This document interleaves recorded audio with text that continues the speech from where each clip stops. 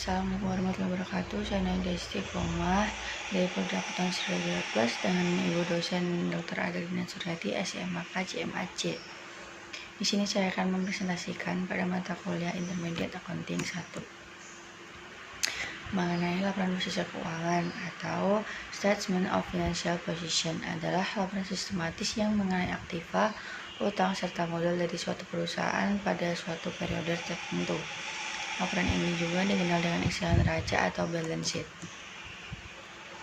Mengenai laporan laba rugi atau income statement atau profit and loss statement adalah salah satu bagian dari laporan keuangan perusahaan yang berisikan pendapatan serta beban perusahaan dan memberikan informasi tentang laba atau rugi bersih yang didapatkan perusahaan dalam periode akuntansi tertentu. Kemudian laporan ini terdiri atas pendapatan selama periode berjalan dengan beban, baik beban usaha maupun di luar usaha selama periode berjalan. Laporan laba rugi membantu pemilik bisnis untuk memutuskan apakah mereka dapat menghasilkan keuntungan dengan meningkatkan pendapatan dengan mengurangi biaya ataupun keduanya. Karena itulah laporan ini termasuk salah satu komponen yang harus dimasukkan dalam pembukuan bersama dengan neraca keuangan dan juga laporan arus kas. Biasanya income statement dibuat di akhir tahun atau di akhir periode perusahaan pada saat perusahaan melakukan pembukuan perusahaan. Untuk tujuan dibuatnya laporan laba rugi ini untuk menghitung besaran pajak perusahaan, memberikan informasi dari perolehan laba rugi semua periode, menjadi referensi evaluasi bagi manajemen perusahaan, memberikan informasi apakah langkah yang ditempuh menjadi efisien atau tidak dari besaran beban atau biaya perusahaan. Untuk komponen utama dalam membuat laporan laba rugi ada pendapatan, revenue ini meningkatnya aktiva atau arus masuk perusahaan yang berasal dari kegiatan operasionalnya. Revenue ini dapat dihitung dengan cara total pendapatan kotor dikurang potongan harga atau diskon, retur, dan tunjangan lain. Untuk beban expense sendiri adalah penggunaan aktiva atau arus keluar atau kemunculan liabilitas atau kewajiban dalam sebuah periode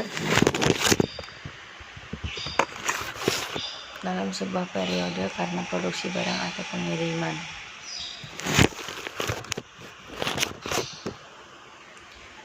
Keuntungan atau profit adalah meningkatnya ekuitas akibat transaksi atau investasi pemilik atau pendapatan.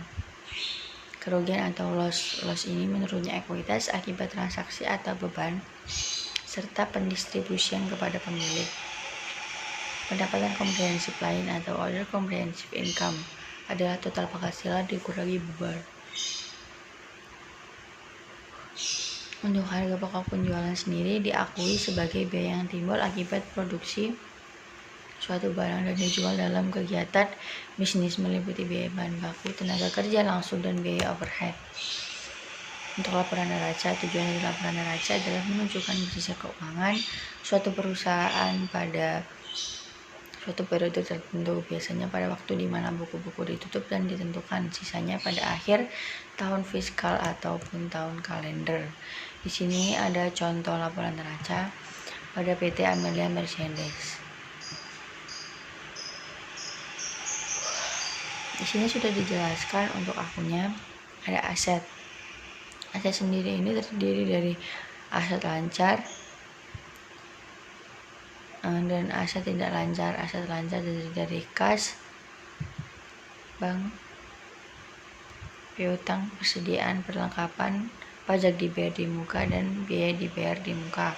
Untuk aset tidak tetap terdiri dari aset tetap dan kitchen machinery.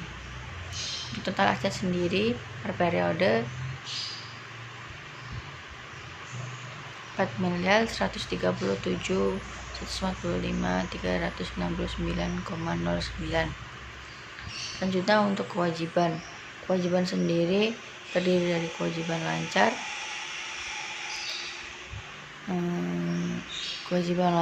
dan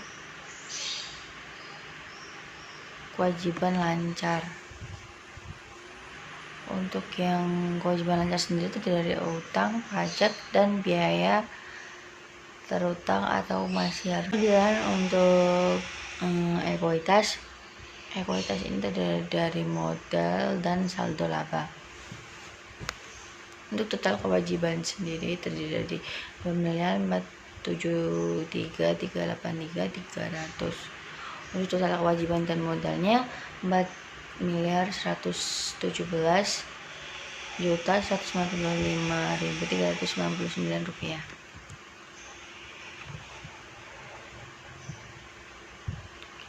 Kemudian untuk contoh laporan laba rugi di PT Amelia Merchandise. Di sini ada akun pendapatan, ada pendapatan usaha dan total pendapatannya 756.674.007 rupiah. Harga pokok penjualan ini terdiri dari harga pokok penjualan dan harga pokok barang dagang. Untuk total harga pokok penjualannya sebesar 234.54 rupiah. Laba kotornya didapat dari total pendapatan dikurangi total harga pokok penjualan sebesar 528 juta rupiah 438.953 rupiah. Total biayanya jadi 173.690.748 rupiah. Jadi total pendapatan usahanya sebesar 354.749.204 rupiah. Pendapatan lainnya ada pendapatan di luar usaha sebesar 500.192. Untuk biaya lainnya ada biaya di luar usaha yaitu biaya lainnya sebesar 2.945.185 rupiah. Di sini total pendapatan di luar usahanya didapat dari total pendapatan lainnya dikurang total biaya lainnya yaitu 2.444.992,86.